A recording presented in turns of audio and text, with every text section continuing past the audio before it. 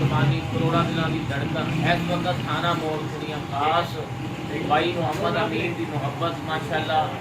चमन fruit चाट milk शाप इत्थे आई मेरे चन्न मेरे मक्खन मेरी मलाई आन के चमन फ्रूट चाट खाई ते फिर दसी कैसा मजा आता है 20 साल पुराना इन्होंने अपना लोया अपना मनवाया है प्यार इन्हों का माशाल्लाह क्योंकि भाई खुशी बानी साहब जरा माशाल्लाह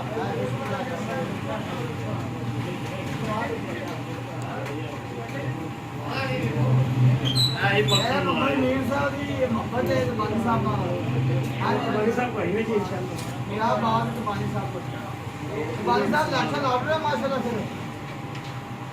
ये जेड़ा हम काम कर रहे हैं वो करो